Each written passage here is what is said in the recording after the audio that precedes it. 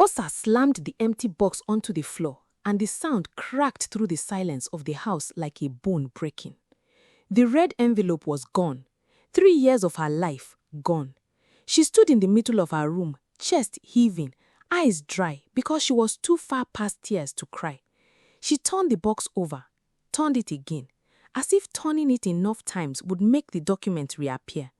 The visa approval letter, the program acceptance, the financial statement she had rewritten 4 times to meet the embassy's requirements, all of it gone.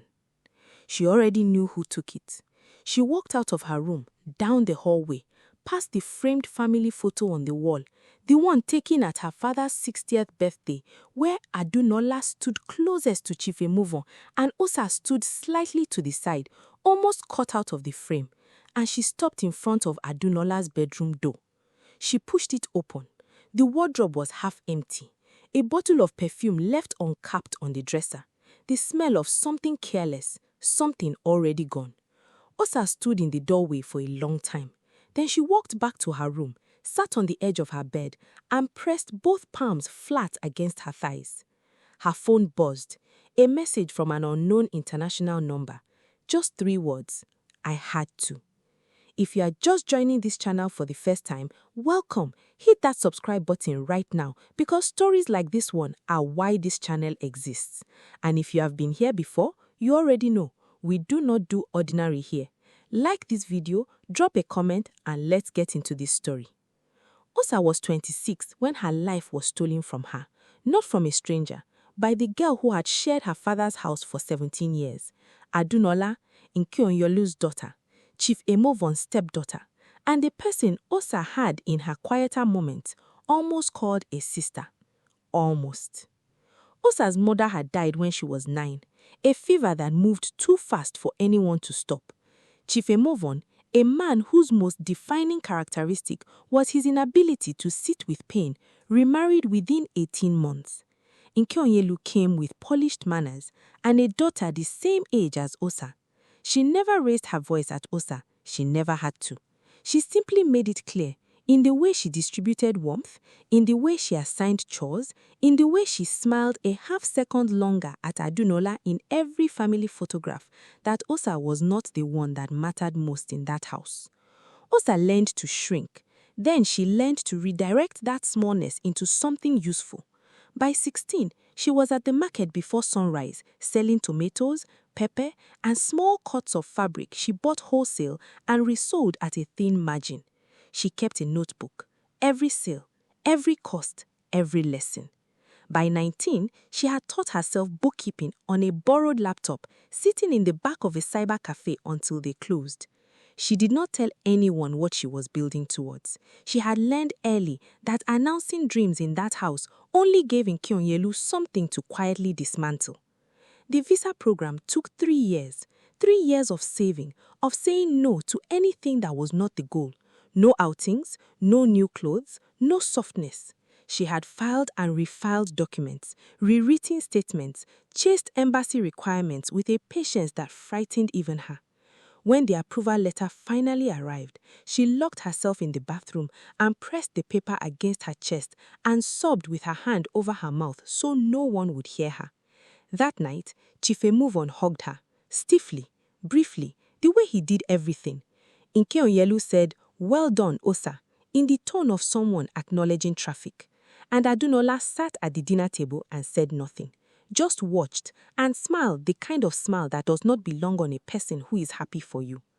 Osa had not thought anything of it. She was too full of relief. She should have thought something of it. The morning after the documents disappeared, Chief Emovon made calls. Neighbors were consulted. By afternoon, confirmation came. Adunola had boarded a flight. She had used Osa's name at the agency, presented Osa's documents, and walked through a door that took Osa 3 years to open. Nkionyolu's first words when she heard the full story was, "You should have kept it somewhere safer." Something in Osa shifted permanently in that moment. Not broke, shifted, like a bone that resets wrong and you learn to walk on it anyway. She went back to her room. She packed one bag, her notebook, her small box of savings, 3 changes of clothing. She walked back down the hallway, past the family photo, past Nkyonyelu standing in the sitting room with her arms folded, past her father who opened his mouth and then closed it again. She stopped at the front door, turned around once, and said, "I am leaving. Do not come looking." Chief Emovon took one step forward. "Osa." "Don't," she said quietly, and there was something in her voice, not anger, not even sadness, something flat and final that made him stop. She opened the door and walked out into the morning and did not look back. 3 streets away, she sat on a concrete curb and allowed herself exactly 5 minutes to fall apart. She pressed her hands over her face. She shook. She breathed through it. Then she stood up, picked up her bag, and started walking. That was the last time Osa Imovon cried about what Adunola took from her. Drop a comment right now. What would you have done if you woke up and found your documents stolen? Mama Tomisin didn't look up from the fabric she was cutting when Osa walked into her shop. The shop sat on a busy commercial street, wedged between a phone repair store and a provision store, its hand-painted sign slightly sun-faded but proud. Bolts of Ankara, lace, and cotton lined the walls from floor to ceiling. 3 sewing machines hummed at different stations. A ceiling fan rotated slowly overhead. "I heard you can sew," Mama Tomisin said, still not looking up. "I can learn anything," Osa said. Mama Tomisin looked up then. She was 58, stout, with a tape measure around her neck and scissors permanently at her hip. She had the eyes of someone who had spent decades measuring people, not just their waist sizes. She studied Osa for a long moment. "Monday," she said, and turned back to her fabric. That was how it began. The first 3 months were unglamorous. Osa swept floors, sorted thread by color, steamed finished garments, fetched lunch for the senior tailors, and watched everything with the same silent intensity she had once brought to her market notebook. She asked questions only when they were sharp enough to be worth asking. She never complained. She rested when others rested, and walked when others thought she was resting. Mama Tomisin started teaching her in the 4th month. Pattern drafting first, then measurements, how a centimeter off at the shoulder becomes 3 centimeters off at the hem, how chiffon moved differently from brocade under the same hand, how the iron's heat had to match the fabric's patience. Osa absorbed everything. She sketched late into the night, practicing patterns on old newspaper before she wasted any real cloth. She did not tell anyone what she was building towards. She had learned early, but announcing dreams in that house only gave Nkyonyelu something to quietly dismantle. She lived in a single room she rented 3 blocks from the shop. The room was small and hot, and she did not care. In the evenings, she sat by the window with her notebook and planned. She had a number, a specific amount. When she reached it, she would have enough to start something of her own. She wrote it at the top of every new page so she couldn't forget it. She did not think about Adunola, or she tried not to. 6 months in, a man came to the shop. He was well-dressed, mid-30s, and he was picking up an agbada he had commissioned for his cousin's wedding. His name was Damilare. He came back the following week with a thank you gift, a small box of chin-chin for Mama Tomisin, and spent 20 minutes talking with Osa at the front of the shop because she happened to be the one who brought out her receipt. He asked if he could call her. Osa looked at him for a moment.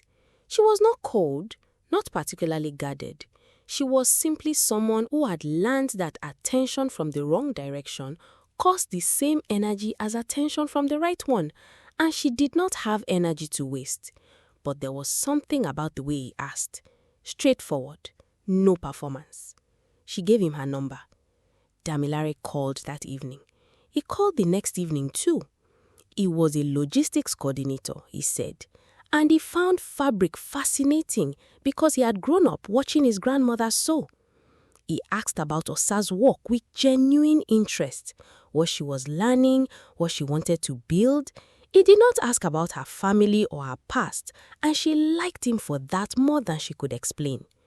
3 weeks later, he came to the shop on a Saturday afternoon with 2 bottles of cold Fanta and sat on the bench outside while Osa finished a hem, and when she finally came out and sat beside him, and their hands touched reaching for the same bottle, neither of them pulled away.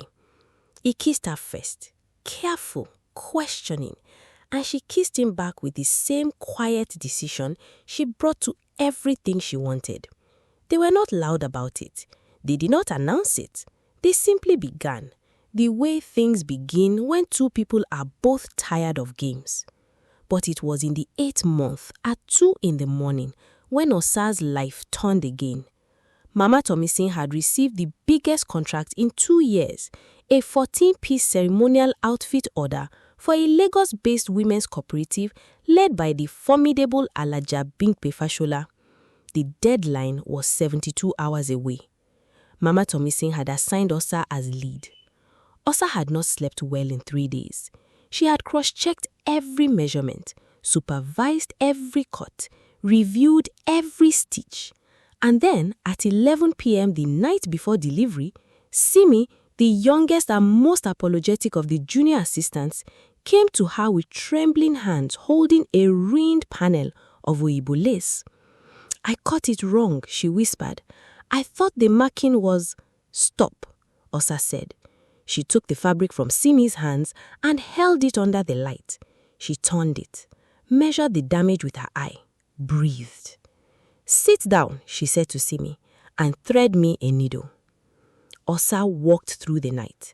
She reconstructed the panel from the leftover fabric she had insisted on keeping, a habit Mama Tomisin initially questioned and now clearly blessed.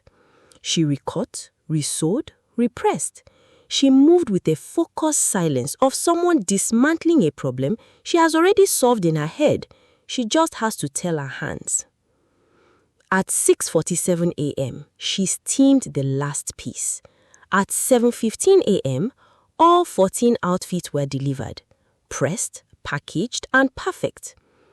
Alaja Bimpe stood in the middle of her hall and held up the lead piece, a deep burgundy iro and buba with gold hand-embroidered detailing, and turned it slowly, running her thumb along the seam. She said, "Who drafted this pattern?" Mama Tomisin pointed to Osa. Alaja Bimpe looked at Osa steadily. "Do you have a card?" Osa did not have a card yet. She tore a corner from her notebook, the same notebook she had started at 16, wrote her number on it, folded it once and handed it across. Alaja Bimpe took it, read it, slipped it into the breast pocket of her kaftan. "I will call you."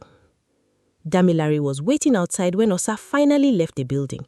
He had coffee in one hand and said nothing when she walked up to him, just opened his arm and let her lean against him on the pavement while the morning traffic built around them. "You did it," he said quietly into her hair. "We haven't even started," she said, but she was smiling. This story is not slowing down.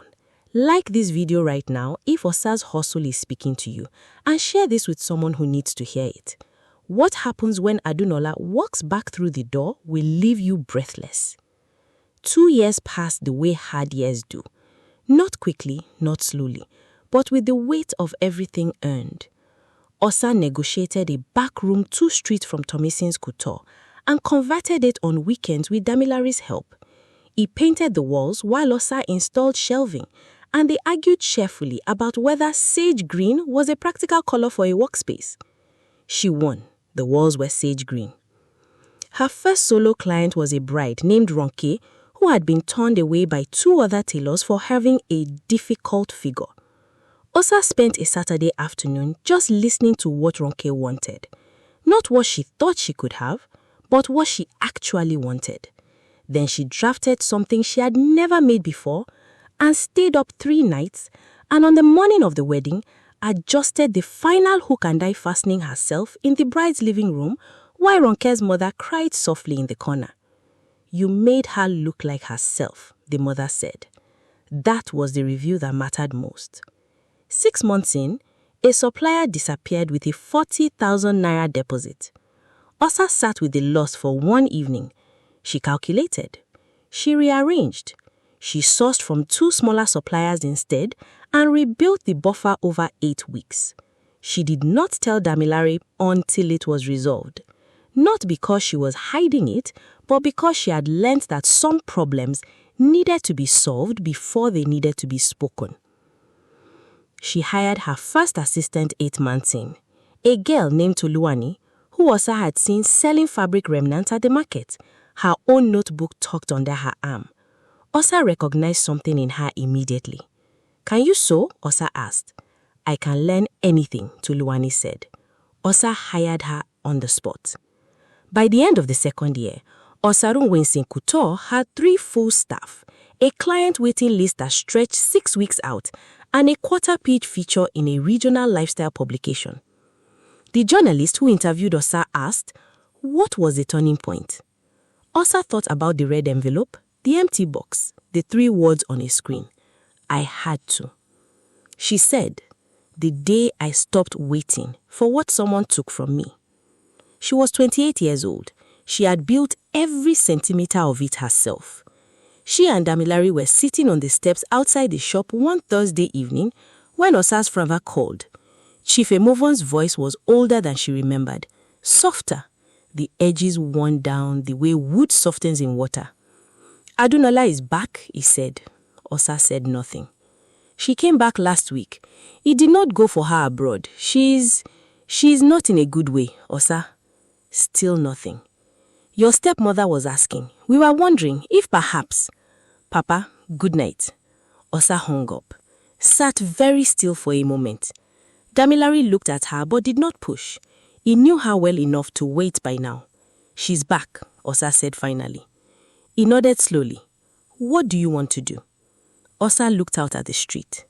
A hawker was pushing a cart of groundnuts past the shop. 2 women were arguing warmly outside the provision store. The evening was ordinary in the way evenings only are when your life has finally become something worth protecting. "I want to do nothing," she said. But the next morning, Nkenyolu came to the shop. She arrived at 10 a.m., dressed in her best lace, Adunola behind her like a shadow of the person she used to be. Adunola was thin, not elegantly so. Thin the way people get when life abroad turns out to be much colder and much harder than the idea of it. Her eyes were down. Her hands were folded in front of her. Nkenyolu came in smiling, calling Osa her daughter, admiring the shop with sweeping gestures and wide eyes. "Look at what you have done. Look at this place. I always knew you had it in you, Osa." "Sit down," Osa said. Something in her voice stopped the performance immediately. Nkenyolu sat. Osa remained standing.